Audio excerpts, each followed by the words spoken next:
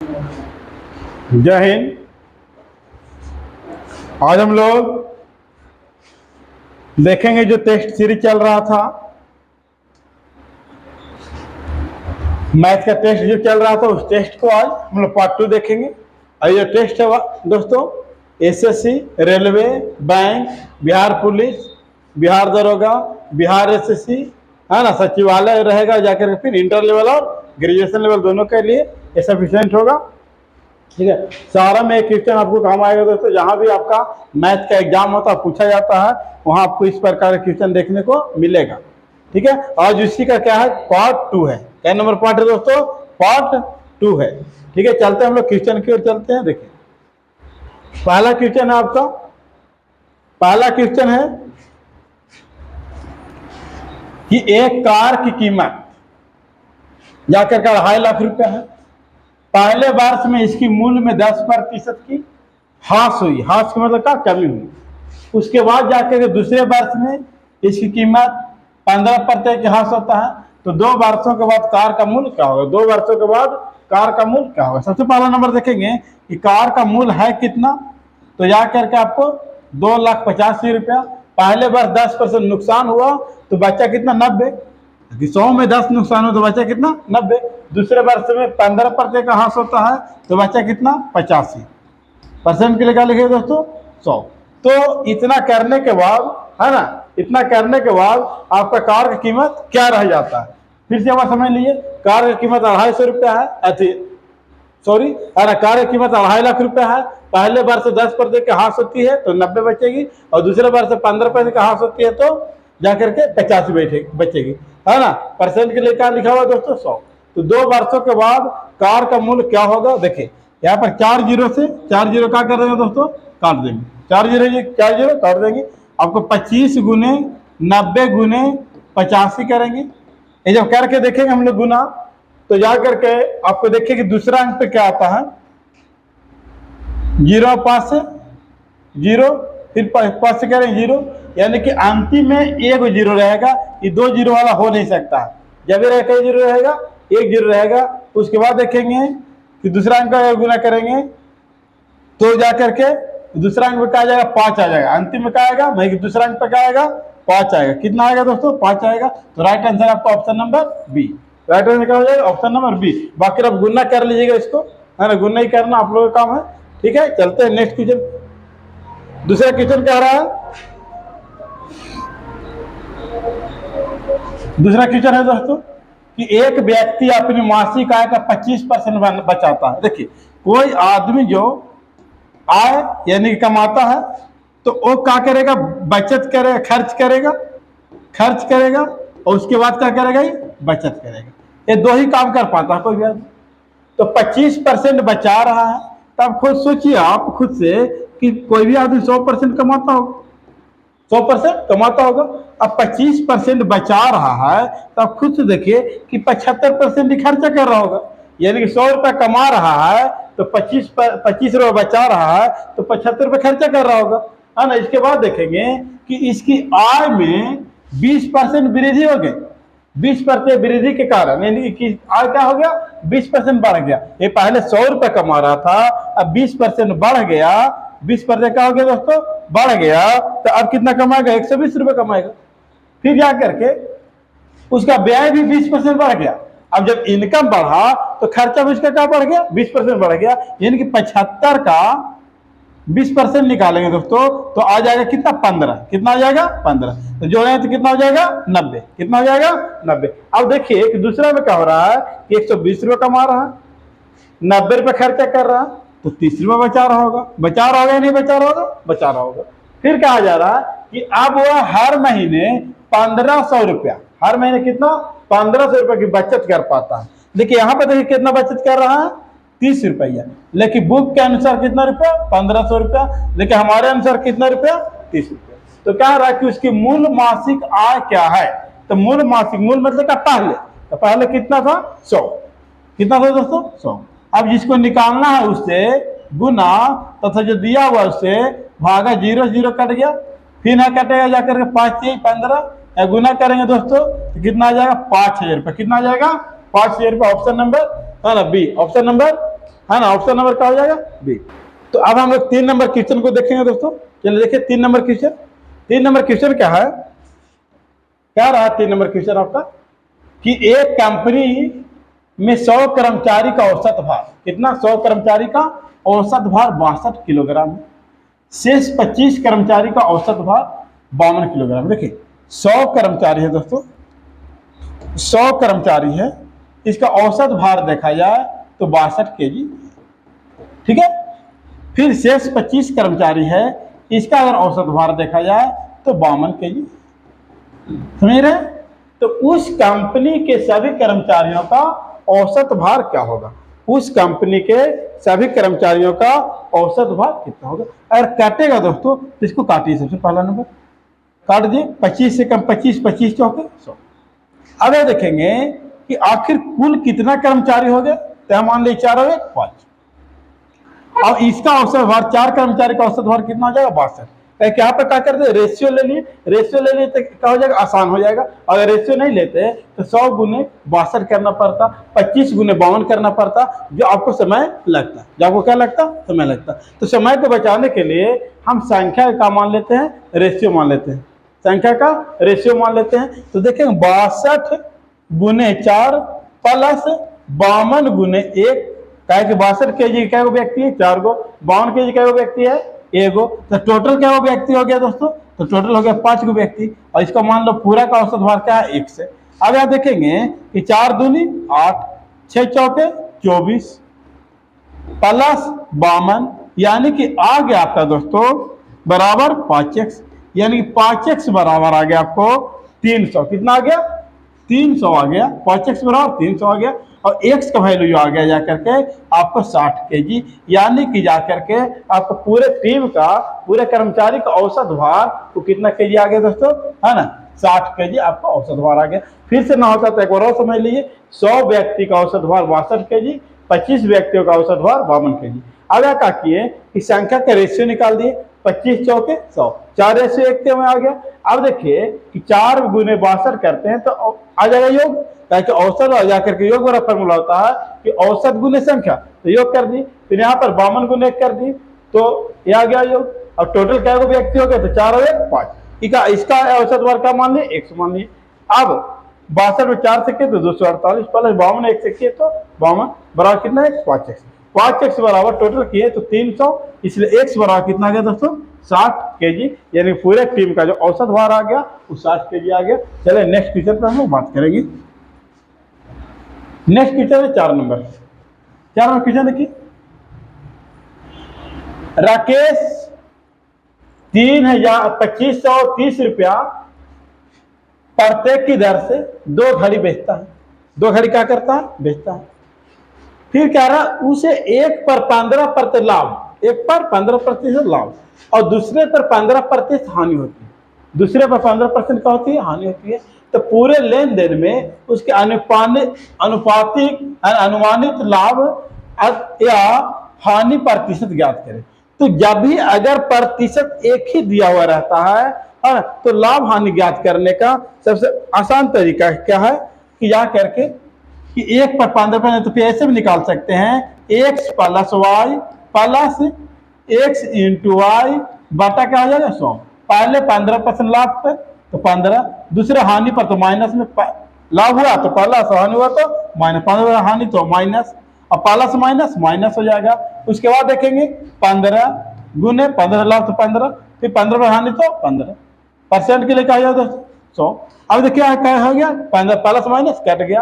अब यहाँ पर माइनस में आएगा माइनस 225 बटा 100 काटेंगे दोस्तों तो माइनस 2.25, यानी कि जब माइनस में आ गया तो हानि हो गया और यार प्लस में आता तो लाभ होता, इसलिए क्या हुआ हानि हुआ जाकर के कितना प्रतिशत का 2.25% का जाकर के हानि हुआ। नहीं तो ऐसे भी निकाल सकते थे, पहले लाभ हुआ था 115, फिर हानि हुआ 15 का 85% के लिए दोस्तों 2 रहता है तो 100 बैठाते हैं हम लोग। अब यहाँ देखिए अगर काटिएगा तो काट दीजिए, है ना, काट छाट के इसको भी आंसर आप लेकर के आ सकते हैं, ऐसे भी बनेगा ऐसे बनेगा, कई कंडीशन है इसको बनाने के लिए।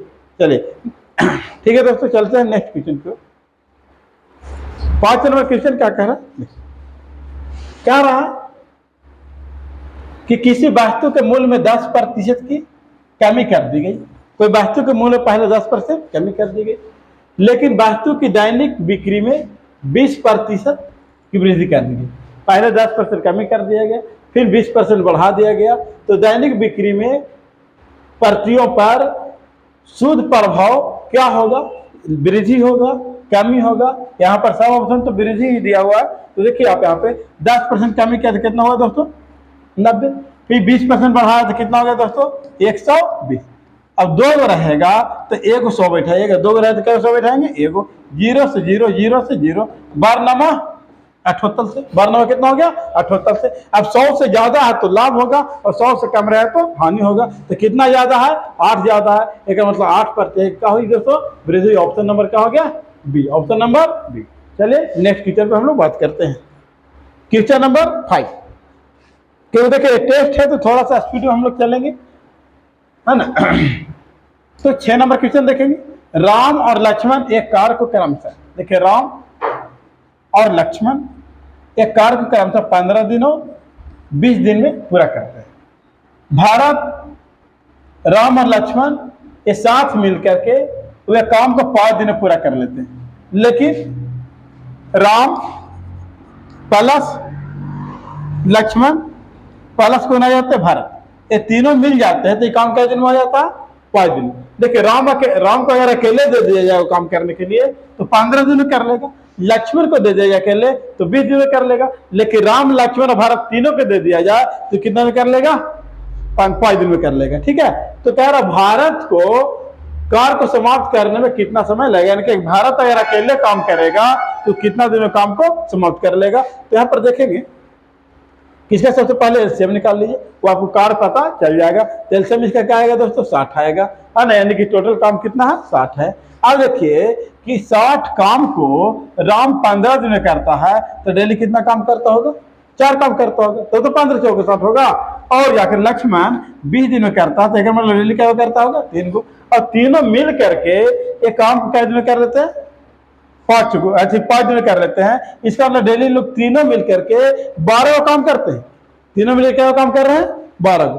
अब यहाँ पर देखेंगे कि अगर तीनों में से राम और लक्ष्मण को घटा दिया जाए तीनों में से राम और लक्ष्मण को क्या कर दिया जाए? घटा दिया जाए, तो बच्चा किसका? भरत का बचेगा, है ना। अब देखिए तीनों टोटल है 12 और ये दोनों में कितना है? 7। तो 12 में 7 गया तो 5, यानी कि भारत जो है वो प्रत्येक दिन 5 काम को करेगा।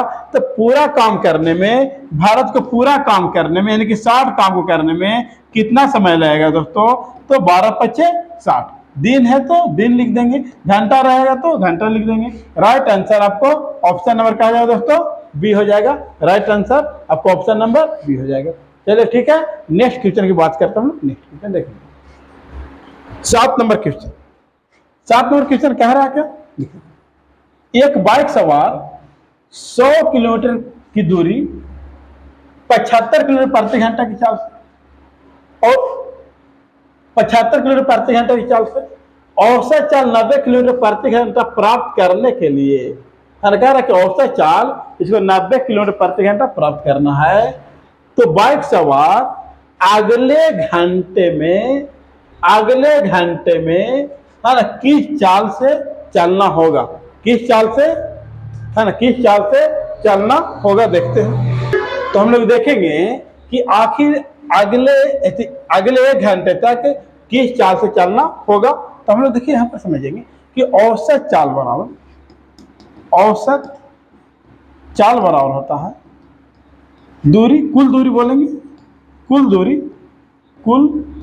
दूरी बटा कुल समय, यानी कि कुल दूरी कितना है और कुल समय कितना लगा। तो औसत चाल हमारे पास दिया हुआ है कितना? 90 किलोमीटर। देखिए औसत चाल कितना दिया हुआ? 90 किलोमीटर पर घंटा, तो 90 लिख देंगे। कुल दूरी कितना? तो पहले तो 100 किलोमीटर दूरी तय किया, पहले कितना तय किया? 100 किलोमीटर। और फिर अगले घंटा कितना तय करेगा तो जानकारी नहीं है, वही तो निकालना है। तो अगले घंटा के लिए हम मान लेते हैं क्या? 1 से मान लेते हैं। अब बताइए कि 100 किलोमीटर पहले गया वो किस चाल से गया? 75 की चाल से गया। यहाँ पर निकालेंगे समय, और समय वाला फार्मूला होता है दूरी बटा चाल। दूरी बटा चाल, तो दूरी कितना गया 100, चाल क्या था 75।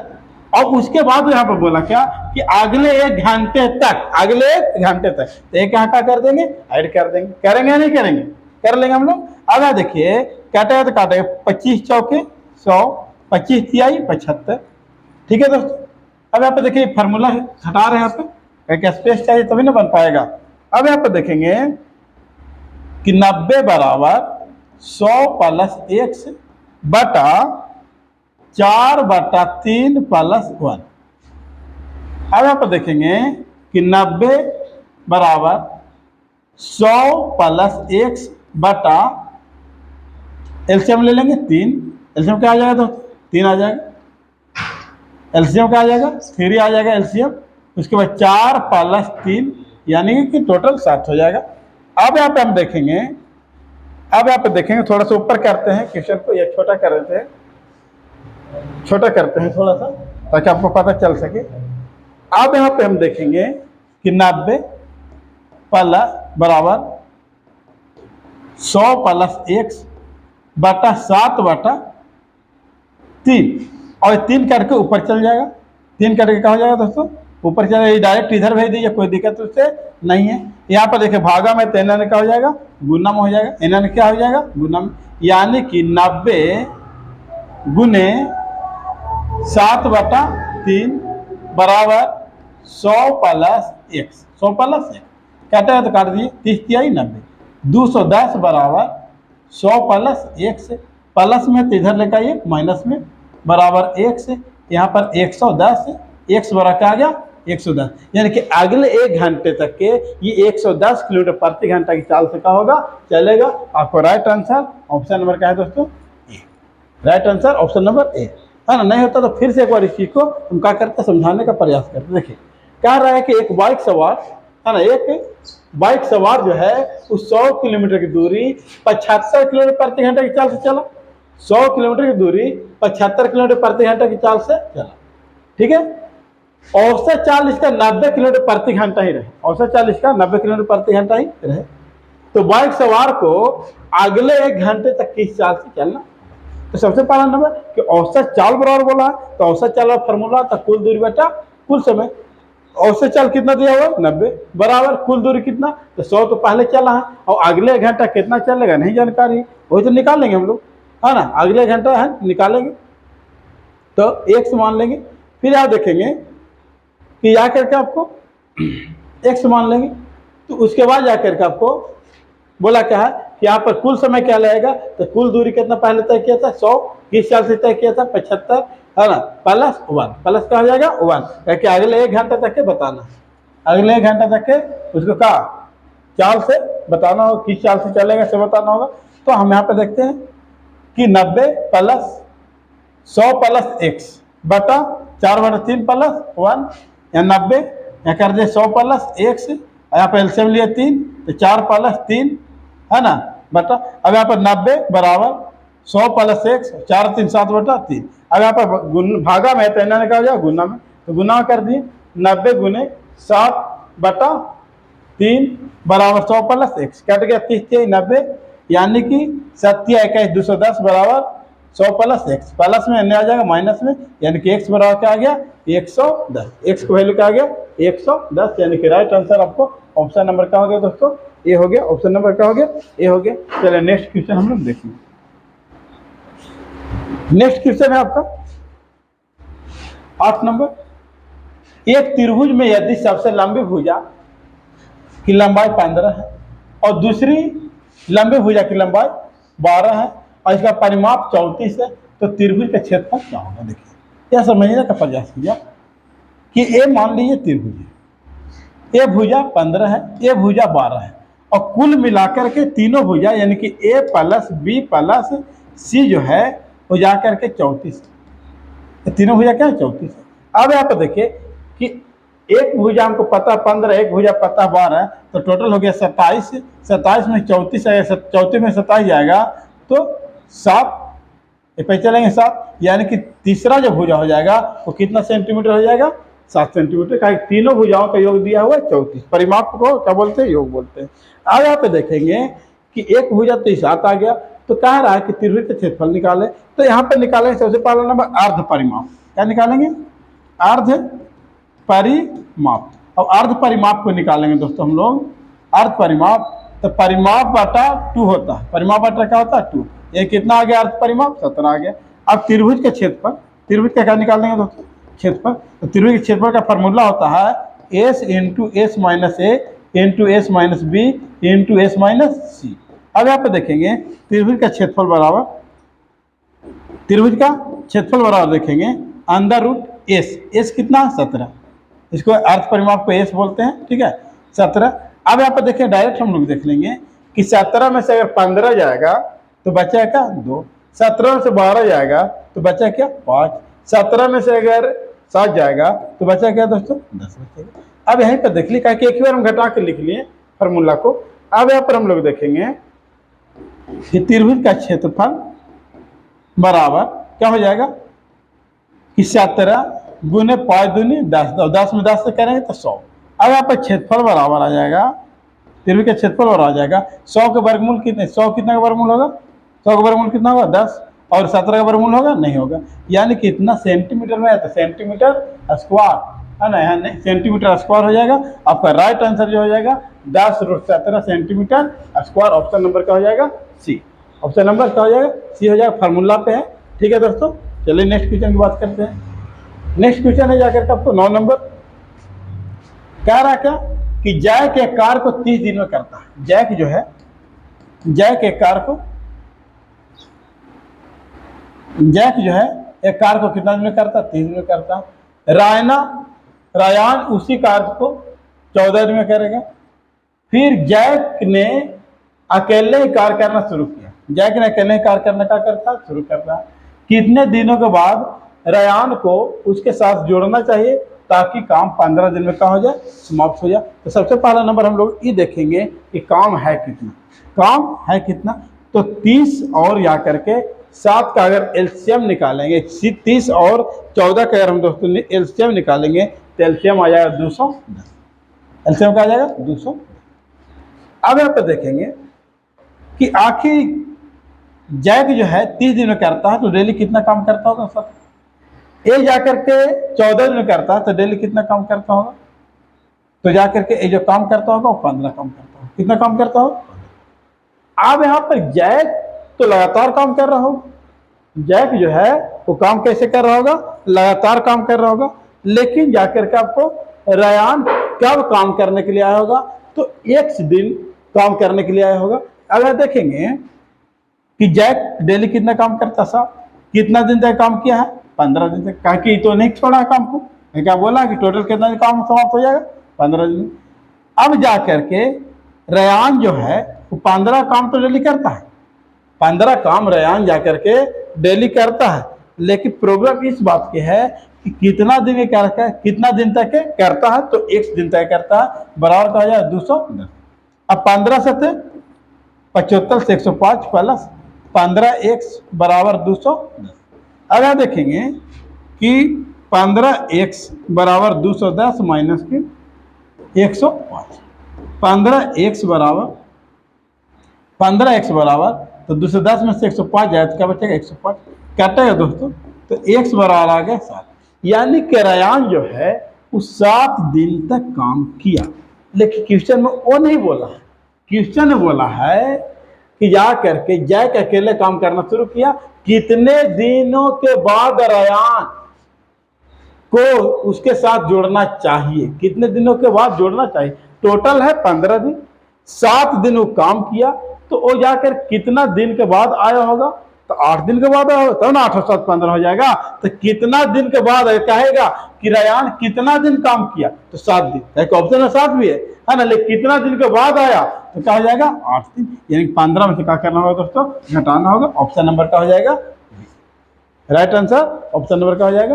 बी हो जाएगा। चलिए नेक्स्ट क्वेश्चन की ओर चलते हैं। नेक्स्ट क्वेश्चन आपका 10 नंबर देखेंगे क्या? स्टार को प्रतिस्थापित करने के लिए गणितीय चिन्ह की सही संयोजन और क्रम का चयन कीजिए ताकि समीकरण का हो। जाए, संतुलित हो जाए, समीकरण क्या हो जाए, संतुलित। तो ये ऐसा क्वेश्चन को ऑप्शन के द्वारा बनाया जाता है। किसके द्वारा बनाया जाता है? ऑप्शन के द्वारा। 172 स्टार के जगह पर ऑप्शन हम ए उठाते हैं, भागा 86, स्टार की जगह पर फिर क्या हो जाएगा, प्लस कितना 14, फिर स्टार की जगह पर क्या हो जाएगा, गुना 2, बराबर कितना आना चाहिए, 30। बराबर कितना आना चाहिए दोस्तों, 30 आना चाहिए। अगर देखिए आप यहाँ काटिए तो 86 दूनी 172 होता है, 86 दूनी क्या हो जाता है, 172, प्लस 14 दूनी 28, बराबर कितना, 30। यानी कि 30, 28 से 2, 30 बराबर 30, ये दोनों आपस में बराबर हो गया। इसका मतलब कि ऑप्शन नंबर ए जो है वो क्या निकला, सही निकला। यानी कि राइट आंसर इसको ऑप्शन नंबर क्या हो जाएगा दोस्तों, ये हो जाएगा, और कोई दूसरा ऑप्शन लेकर सही नहीं होगा, कोई दिक्कत। चलिए नेक्स्ट क्वेश्चन की हम लोग बात करते हैं। 11 नंबर क्वेश्चन देखिएगा, बेहतर क्वेश्चन है। 16, 26 और 32 का चतुर्थानुपाती क्या है? 16, 32 और 26 का चतुर्थानुपाती क्या है? 16, 32 और 16, 26 और 32 का चतुर्थानुपाती क्या होगा? तो चतुर्थ पूछाता है, एक्स मान लेंगे, चांद की तरह बना देंगे, लास्ट वाला फर्स्ट वाला को लास्ट के साथ और बीच वाला के बीच के साथ गुना कर देंगे। यानी 16 एक्स बराबर 26 गुने 32, 26 गुने कहा जाएगा दोस्तों 32। क्या काटेगा दोस्तों, क्या बार काटेगा, 2 बार में। यानी कि एक्स बराबर 26 गुने कहा जाएगा 52। यानी कि राइट आंसर जाकर के आपको ऑप्शन नंबर कहा जाएगा दोस्तों, डी हो जाएगा। राइट आंसर आपको ऑप्शन नंबर, ठीक है। नेक्स्ट देखते हैं हम लोग क्वेश्चन को। नेक्स्ट क्वेश्चन है आपको 12 नंबर। 12 नंबर क्वेश्चन क्या है कि एक कॉलेज की कैंटीन में 96 छात्रों को 5 दिन का परोसने के लिए खाद्य सामग्री इकट्ठा की गई थी। यानी कि एक कॉलेज में कैंटीन में क्या हुआ कि 96 छात्रों को भोजन 5 दिन के लिए भोजन दिया गया, लेकिन नए दाखिला हो जाने से 64 और छात्र जुड़ गए, 64 और छात्र का हो गए, जुड़ गए। अब यह जो खाद्य सामग्री कितना दिन तक के चलेगा? अब सीधा सीधी बात समझिए कि 96 को छात्र था, इन लोग को 5 दिन के लिए भोजन मिला था कि लीजिए आप लोग 5 दिन खाइए। लेकिन बात ये हुआ कि जा करके 64 को और शामिल हो गए। क्या और शामिल हो गए? 64 को। तभी भोजन तो कम दिन की चलने वाला है। पहले 96 को था तो 5 दिन खा रहा था, लेकिन 64 को और शामिल हो गया तो जब भी चले तो 5 दिन से कम चलेगा। 5 तो ऑप्शन हो, आंसर हो ही नहीं सकता। बाकी इसके अलावा जो भी ऑप्शन है वो आंसर हो सकता। तो आप बताइए कि अब बढ़ा छात्र के तो 64 बढ़ गया, तो 6 4 10 के 0, 9 6 15 आए 16। अब इसका भोजन कितना दिन चलेगा? 1 दिन। कितना दिन का? 1 दिन। अगर आप देखें, हम यहाँ पर देखें 16 6 96, यहाँ पर क्या बचा हुआ? 10 बचा हुआ। यहाँ पर क्या बचा हुआ दोस्तों? 10 बचा हुआ। तो ऐसे भी काट सकते हम लोग, इस पर काटेंगे। 16 दाइए 60 से, 16 6 96, 5 दूनी 10, 3 दूनी 100, है ना, बराबर x। यानी कि x का जो वैल्यू आ गया वो कितना है? 3। यानी कि इन लोग का जो भोजन जो चलेगा वो कितना दिन के लिए चलेगा? 3 दिन के लिए चलेगा। यानी कि ऑप्शन नंबर क्या हो गया दोस्तों? सी। ऑप्शन नंबर क्या हो गया? सी हो गया। चलिए नेक्स्ट क्वेश्चन की बात करते हैं। चलिए क्वेश्चन क्या रखे कि कितने वर्ष में 4000 की धनराशि ब्याज के वार्षिक रूप से चक्रवृद्धि किए जाने पर 10% वार्षिक चक्रवृद्धि ब्याज की दर पर कितना रुपया हो जाएगी? यानी कि 53 से 24 रुपया हो जाएगी। यानी कि होता फार्मूला अमाउंट बराबर होता है प्रिंसिपल, अमाउंट बराबर प्रिंसिपल प्लस 1 प्लस r बटा 100 के पावर का हो जाता है t। यानी कि मिश्रधन बराबर फार्मूला होता है प्रिंसिपल यानी कि मूलधन इंटू 1 प्लस r बटा 100 के पावर का हो जाएगा t हो जाएगा। प्रिंसिपल हो कितना जाएगा? यानी कि जाकर के अमाउंट कितना हो जाएगा? 5324 रुपये। प्रिंसिपल की मूलधन कितना था? 4000 रुपया। 1 प्लस r यानी कि रेट क्या था? 10%। कितना टाइम लगा? नहीं जानकारी, ये टाइम जानकारी हम लोग को नहीं। अब देखिए गुना में कितना जाएगा, हो जाएगा भागा में, यानी कि 5324 बटा कितना? 4000 बराबर क्या कट जाएगा? तो 10 हो जाए 11 बटा 10 के पावर का हो जाएगा टी। ये जब भी है तो इसी के रेशियो में आएगा। यानी कि सोचिए कि 4 से कटेगा, 4 से कटेगा 1000 बार में, और ये कटेगा 1331 बार में कटेगा 4 से। 4 से कितना बार कटेगा? 1331 बार में 4 से क्या होगा दोस्तों? कटेगा। अब इस चीज को हम यहाँ पे लिखते हैं 1331 है ना, 1331 बटा 1000 है ना, बराबर 11 बटा 10 के पावर टी। अब यहाँ पर हम इसको ऐसे लिख सकते हैं क्या कि 11 बटा 10 के पावर 3, कहे कि 1331 जो है वो जाकर के 11 के क्यू है, और 1000 जो है वो जाकर के 10 के क्यू है, बराबर 11 बटा 10 के पावर टी। यानी टी आपसे पूछा है तो कितना हो जाएगा दोस्तों? कितना वर्ष लगेगा आपको? 3 वर्ष लगेगा। ऑप्शन नंबर क्या हो गया? डी। ऑप्शन नंबर क्या हो गया दोस्तों? डी। नेक्स्ट क्वेश्चन की बात करते हैं। 14 नंबर क्वेश्चन कह रहा है क्या? ध्यान दीजिए। 14 नंबर क्वेश्चन है ना, क्या कह रहा? ध्यान देना इस बात को, तो बेहतर क्वेश्चन है, समझिएगा। क्वेश्चन है क्या कि एक अर्धगोलक का संपूर्ण पृष्ठीय क्षेत्र 4158 है, तो अर्धगोला की त्रिज्या क्या होगा? तो आगे देखिए कि अर्धगोला का संपूर्ण पृष्ठीय क्षेत्रफल जो है वो जाकर के आपको 4158 है। यह फार्मूला क्या होता है? अर्धगोला के संपूर्ण पृष्ठीय क्षेत्रफल होता है 3 पाई आर स्क्वायर बराबर 4158, बराबर क्या हो जाएगा? 4158, यानी कि आर पूछा तो निकाल लेंगे हम लोग। ठीक है। अब यहाँ पे देखेंगे कि इसे काटेंगे 3 से, 3 एकम 3, यहाँ बचेगा 1 और 1 बचेगा, यानी कि 11, 3 तिहाई 9, यानी कि बचेगा 2, यानी कि यहाँ पे क्या 5 तो 25 हो गया ना, 8 की 24, 6 18। फिर यहाँ पे देखेंगे कि पाई का मान क्या होता है दोस्तों? 22/7 लेने के लिए बोला भी है ना। आर स्क्वायर बराबर 1386, बराबर क्या हो जाएगा? 1386। अब उसको हम क्या करेंगे? 22 से काटेंगे। क्या करेंगे दोस्तों? है ना, 22 से काटेंगे, तो 22 से वो कटेगा कितना बार है दोस्तों? तो 22 से वो कटेगा जाकर के 63 बार में। कितना बार कट जाएगा? 63 बार में 22 से कट जाएगा, यानी कि अभी गुना भागा में है तो उधर गुना में चल जाएगा, यानी कि आर स्क्वायर बराबर 63 गुने 7, यानी कि आर बराबर अंडर रूट 63 गुने क्या हो जाएगा? 7। आर बराबर हो गया जाकर के 9 गुने 7, 9 से 63 गुने क्या हो गया? 7। गुने क्या हो गया दोस्तों? 7 हो गया। थोड़ा सा और छोटा कर देते हैं, देखिए बहुत आसान है यहाँ पे, है ना, बहुत आसान है। देखिए यहाँ पे क्या किए? 63, तो 63 को लिख सकते हैं 9 गुने 7 लिख सकते हैं, 9 से 63 और 7 यहाँ पे चल रहा है। अब यहाँ पे आर बराबर देखिए 9 का वर्गमूल कितना होगा? 3 होगा, और 2 को 7 है तो 1 वर्गमूल के रूप में निकल जाएगा, यानी कि आर बराबर हो गया 7×21, यानी कि आपका जो त्रिज्या आ गया जाकर के आपको 21 सेंटीमीटर। ऑप्शन नंबर क्या आ गया दोस्तों? ए आ गया। ऑप्शन नंबर क्या आ गया? ए आ गया। चलिए नेक्स्ट क्वेश्चन की हम लोग बात करते हैं। नेक्स्ट क्वेश्चन की बात करते हैं, यानी कि 15 नंबर क्वेश्चन। 15 नंबर क्वेश्चन कह रहा हूं दोस्तों, बेहतर क्वेश्चन है। एक डीलर किसी वस्तु को 25% की छूट देता है और नगद भुगतान पर वह 15% की छूट देता है। नगद भुगतान करता है तो 15% की छूट देता है, और एक ग्राहक को 255 रुपये की नगद भुगतान किया तो वस्तु का अंकित मूल्य क्या था? वस्तु का अंकित मूल्य क्या था? अब यहाँ पे देखिए आप खुद से कि मान लीजिए कि वस्तु का अंकित मूल्य कितना था? x था। पहले 25% छूट दिया तो लिया कितना? 75 लिया होगा।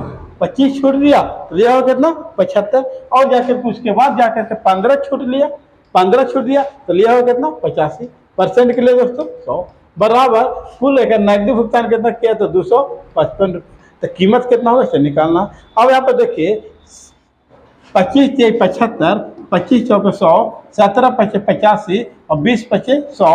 अब यहाँ पर देखेंगे काटेगा तो काट देंगे, काटेगा तो क्या करेंगे दोस्तों? काट देंगे।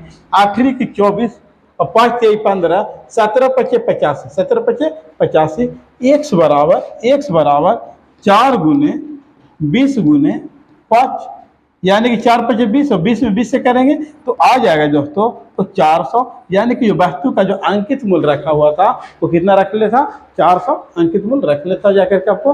ठीक है, ऑप्शन नंबर क्या हो गया दोस्तों, ए सही हो गया। ऑप्शन नंबर क्या, ए सही हो गया। उसके बाद देखिए नेक्स्ट क्वेश्चन 16 नंबर क्वेश्चन देखिएगा। 16 नंबर क्वेश्चन देखिएगा, बेहतर क्वेश्चन दोस्तों। ये क्वेश्चन यहीं पर सोल्व करने का प्रयास कर दें। देखिए यहाँ क्या लिखा हुआ, 1/8 माइनस 1/5 प्लस, अब यहाँ पे कोष्ट में डाला है तो 1 माइनस 0.4 0.6 तो घाट का आएगा दोस्तों, तो 0.4 आ जाएगा। एक में जगह हटाएंगे 0.6 तो 0.4 आएगा, आएगा या नहीं आएगा। अब यहाँ पे देखिए 5 हटाएंगे तो 10 हो जाएगा नहीं हो जाएगा। अगर 2 दूनी है ना, क्या आ जाएगा, 2 दूनी 4 5 दूनी 10, 1/8 माइनस 1/5 प्लस 2/5 2/5। अब यहाँ हो जाएगा 1/8 माइनस, यहाँ कर लेंगे एलसीएम कितना आ जाएगा 5, 1 प्लस 2 है ना, 1/8 माइनस 3/5, एलसीएम का हो जाएगा दोस्तों 40, एलसीएम का हो जाएगा 40 हो जाएगा। अब कितना बार लग रहा है, तो जा करके लग रहा है जा करके आपको क्या बार 5 बार में, तो 5, ये कितना लग रहा है 8, तो 8 की जा करके 8 की 24 और आ जा करके 24 में से 5 जाएगा तो 19 आएगा, तो माइनस में आएगा 19/40। आपको राइट आंसर ऑप्शन नंबर क्या हो जाएगा दोस्तों, B. Right answer option number B हो जाएगा। ठीक है, और वीडियो स्लो करके कैलकुलेशन देख लीजिएगा, कैलकुलेशन क्या है। ठीक है, नेक्स्ट चलता हूँ 17 नंबर क्वेश्चन की। 17 नंबर क्वेश्चन की ओर चलते हैं हम लोग। क्या रहा है कि 190 मीटर और 195 मीटर की लंबाई वाली 2 ट्रेन ए और बी समांतर पटरियों पर एक दूसरे की ओर 50 किलोमीटर प्रति घंटा और 76 किलोमीटर प्रति घंटा की चाल से चल रही है। यानी कि देखिए एक इधर से ट्रेन है और एक इधर से ट्रेन है। ये जाकर के पहले ट्रेन जो है उसकी लंबाई 190 मीटर है, दूसरी ट्रेन जो है उसकी लंबाई 195 मीटर है। पहले लंबाई का जो पहले ट्रेन की जो चाल है वो 50 किलोमीटर प्रति घंटा है और दूसरी ट्रेन की जो चाल है वो 76 किलोमीटर प्रति घंटा है। फिर एक दूसरे को वो कितने समय में पार कर जाएंगे, एक दूसरे को पार करने में वो ट्रेन है ना कितना समय लेगी, वो ट्रेन कितना समय लेगी दोस्तों, ये ना क्वेश्चन है कि एक दूसरे को पार करने में वो ट्रेन कितना समय लेगी। तो सबसे पहला नंबर यहाँ देखेंगे कि ये दोनों का जब एक दूसरे के विपरीत दिशा में, और सबसे पहले देखिए कि समय बराबर का फॉर्मूला होता है, समय बराबर का फॉर्मूला होता है, समय फॉर्मूला होता है दूरी बटा चाल। अब दोनों एक दूसरे के विपरीत जा रही है, दोनों एक दूसरे के क्या जा रही है, विपरीत जा रही है, तो जो समय ऐसे जा करके जो दूरी जो है वो क्या हो जाएगी, जुड़ जाएगी। अब जोड़ेंगे दूरी है ना, दूरी हम लोग क्या करेंगे दोस्तों है ना, जोड़ेंगे तो दूरी जा करके आपको आ जाएगा 385, 300 का आ जाएगा 85 आ जाएगा। यहाँ पर अगर ऐड करेंगे समय चाल को, जब ऐड करेंगे तो ये चाल हो जाएगा दोस्तों जाकर के आपको 128, जाकर जोड़ लेते हैं 6 7 5 12 126। अब यहाँ देखेंगे कि ए तो मीटर में है और ए जा करके किलोमीटर प्रति घंटा में, तो इसको मीटर प्रति सेकंड में क्या करेंगे दोस्तों, बदल देंगे, मीटर प्रति सेकंड में बदल देंगे। तो इसके लिए क्या करना होगा कि 5/18 से गुना करना होगा। यहाँ 18 से 26 से 18 से क्या हो जाएगा दोस्तों 26 से। अब यहाँ पे काटिएगा तो इसको काटिए, 5 से काटिए 7 से काटिए, 7 से काटिए आगे है ना, 7 से काटेंगे तो 7 × 5 = 35, 7 × 5 = 35, 11 × 5 = 55। यानी कुल जो समय लगने वाला है वो कितना सेकंड का समय लगने वाला है, तो 11 सेकंड का समय आपको लगने वाला है। ऑप्शन नंबर ए क्या हो गया, सही हो गया। ऑप्शन नंबर ए क्या हो गया, सही हो गया। नेक्स्ट बात करते हैं क्वेश्चन, नेक्स्ट क्वेश्चन हमारा 18 नंबर क्वेश्चन दोस्तों। नेक्स्ट क्वेश्चन जो है क्या नंबर क्वेश्चन है, 18 नंबर। देखिए 18 नंबर क्वेश्चन है ना, नेक्स्ट क्वेश्चन के कितना नंबर, 18 नंबर है। देखेंगे बेहतर क्वेश्चन है। यदि 90 मीटर लंबी ट्रेन 210 मीटर लंबे प्लेटफॉर्म को 20 सेकंड में पार कर जाती है, 20 सेकंड में क्या कर जाती है, पार कर जाती है, तो ट्रेन की चाल है किलोमीटर प्रति घंटा बताना होगा। तो देखिए एक ट्रेन है 90 मीटर और एक प्लेटफॉर्म जाकर प्लेटफॉर्म है, इसकी लंबाई जाकर के दोस्तों क्या दे रखा है, क्या दे रखा है 210। थोड़ा सा स्पीड में इसलिए चल रहे हैं कि वीडियो लंबा ना हो जाए, जिसके वजह से का 20 क्वेश्चन है दोस्तों। अरे ये समझा के अगर ज़्यादा समझाएंगे तो जाकर के आपको 12-13 क्वेश्चन बनाते बनाते 1 घंटा के आसपास का समय लग जाएगा। लेकिन हम क्या सोच रहे हैं कि 1 घंटा के आसपास में हम पूरा क्वेश्चन को सोल्व कर दें। 20 क्वेश्चन है ना, 50 मिनट 55 मिनट में हम जाकर पूरा क्वेश्चन क्या करेंगे दोस्तों, सोल्व करने का प्रयास करेंगे। और जो समय लग रहा है पार करने में, तो 20 सेकंड का समय लग रहा है। क्या सेकंड का समय लग रहा है? आप बताइए कि पार जब भी करेगी तो ट्रेन की जो पिछला बोगी जो है और पिछला हिस्सा जो है वो इस प्रकार पार करेगी। इसका मतलब ये पता चल रहा है कि यहाँ पर जाकर के आपको जुटेगा, क्या जुटेगा, दूरी जुटेगा, यानी कि दूरी जुटेगा और जाकर के उसका समय तो है ही।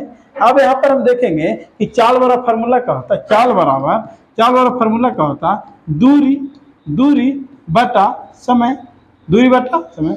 चाल बराबर देखेंगे तो दूरी कितना है, 90 प्लस जाकर के 210, यानी टोटल हो गया जाकर के 300। और हमारे पास दूरी कैसे, समय कितना है 20, यानी कि ये आगे कट गया, यानी कि 15 मीटर पर सेकेंड। देखिए ऑप्शन में तो है नहीं, है ना, ऑप्शन में 15 मीटर पर सेकेंड है नहीं, लेकिन किलोमीटर प्रति घंटा दिया हुआ है। आप एक बात को ध्यान रखिएगा, हमेशा ध्यान रखिएगा कि 18 किलोमीटर पर घंटा बराबर होता है 5 मीटर पर सेकेंड। 5 मीटर का होता है पर सेकेंड। अब देखिए कि जो हम आंसर लाए हैं वो क्या मीटर सेकेंड में लाए हैं ना, तो मीटर सेकेंड की तरफ उसको क्या कर दीजिए, बैठाने का प्रयास कीजिए। अब यहाँ पर मीटर सेकेंड कितना, 15 मीटर पर सेकेंड है। कितना से गुना किया गया दोस्तों, 3 से गुना किया। 5 में 3 से गुना किया तब ना 15 आया, तो यहाँ 18 है ना दोस्तों, तो 18 में 3 से गुना कीजिए, 18 यानी कि 18 से 54 किलोमीटर पर घंटा आपको ऑप्शन नंबर ए, ऑप्शन नंबर क्या हो गया दोस्तों, ए हो गया राइट आंसर आपको। चलिए नेक्स्ट क्वेश्चन की बात करते हैं। नेक्स्ट क्वेश्चन की हम लोग बात करते हैं दोस्तों, है ना। नेक्स्ट क्वेश्चन जो है आपका, नेक्स्ट क्वेश्चन है 19 नंबर। देखेंगे बेहतर क्वेश्चन है ना, अभी क्या बेहतर क्वेश्चन है। देखेंगे अंकित मूल्य पर, अरे इनाम नहीं है ये, अंकित मूल्य है। अंकित मूल्य पर 10% छूट देने के बाद एक मोबाइल फोन का मूल्य इतना हो जाता है। कितना हो जाता है, 20,250। यदि कोई छूट न दी जाती तो दुकानदार को 20% का होता लाभ होता। तो मोबाइल फोन का क्रय मूल्य क्या होगा, तो मोबाइल फोन का क्रय मूल्य दोस्तों, है ना, क्या होगा, क्रय मूल्य बताने का करना है, प्रयास करने का, आखिर मोबाइल फोन का क्रय मूल्य क्या होगा। अब यहाँ पे देखेंगे कि मोबाइल फोन का क्रय मूल्य जो होगा दोस्तों 100, क्रय मूल्य क्या होगा 100। अब 10% छूट दी है ना, छूट कितना प्रतिशत दी है, तो 10% छूट दी है, यानी कि 10 छूट दी तो ली होगी 90। तब जाके मोबाइल फोन का कितना मूल्य था, 20,250। 10% छूट देने के बाद कि मोबाइल फोन का जो मूल्य था वो जाके 20,000 कितना था, 20,250। कटेगा दोस्तों तो काट गया, 0 0 कट गया। अब यहाँ पर भी आप काट सकते हैं दोस्तों, काट गया, 9 दूनी 18, 9 दूनी 18, फिर बचेगा 2, और यहाँ पर कितना बचेगा दोस्तों 2, यानी कि 22, 9 दूनी 18, फिर 4 बचेगा 5, 9 बचे 45, 0, है ना। एक्स बराबर आ गया 22,500। एक्स का वैल्यू कितना आ गया, 22,500। यानी कि मोबाइल का जो कीमत था वो 22,500 था, लेकिन इस पर 20% तो इसको लाभ होता। यानी कि जब 22,500 यहाँ बोला है कि जा करके अगर छूट नहीं देता तो दुकानदार को 20% लाभ होता, यानी कितना बेचता तो 20% का होता, उसको लाभ होता। यानी कि 22,500 में जब वो बेचता तो जाकर के 20% का क्या होता, लाभ होता। यानी कि 120% का वैल्यू 22,500। तो मोबाइल के क्रय मूल्य क्या है, तो क्रय मूल्य कितना होगा दोस्तों, 100% होगा। जिसको निकालना है उससे गुना कर लेंगे, जो दिया हुआ है उससे भागा कर लेंगे दोस्तों। अब यहाँ देखिए 0 0 का हो जाएगा, कट जाएगा। फिर काटेंगे हम लोग 12 से, इसको क्या काटेंगे दोस्तों, 12 से काटेंगे, तो 12 से कटेगा जाकर के 12, नहीं तो और छोटा कर लीजिए ना, है ना, और छोटा कर लेते थोड़ा सा। अब यहाँ पर देखेंगे 50 दूनी 100, 6 दूनी 12, 25 दूनी 50, 3 दूनी 6। अब 3 से काटना आसान हो जाएगा, 7 21, फिर बचा जो दोस्तों 5, तो यहाँ 1 और यहाँ पर 5, तो 5 तिहाई 15, फिर जाकर के 1 0, यानी कि 750 गुने 25, 750 गुने 25 करेंगे तो 18,750 आएगा। आपको right answer option number B 18,750 इसका राइट आंसर आएगा। चलिए नेक्स्ट क्वेश्चन की बात करते हैं, और आज का ये अंतिम क्वेश्चन है और बेहतर भी क्वेश्चन है। अंतिम के साथ साथ एक क्वेश्चन क्या है दोस्तों, है ना, बेहतर है। अंतिम के साथ साथ एक क्वेश्चन क्या है दोस्तों, बेहतर है, देखिएगा समझिएगा। क्या रहा, अरविंद ने क्रमिक योजना के तहत एक वस्तु खरीदी जिसमें क्रमिक रूप से 20% और 25% की छूट दी गई और बिल के रूप में 6,000 रुपया का भुगतान किया। तो वस्तु का MRP कितना था, यानी कि वस्तु का MRP है ना कितना था जब पूछा गया। तो वस्तु का MRP क्या होगा, 100 का। पहले 20% का छूट दिया गया तो लिया गया होगा कितना, 80% के लिए 100।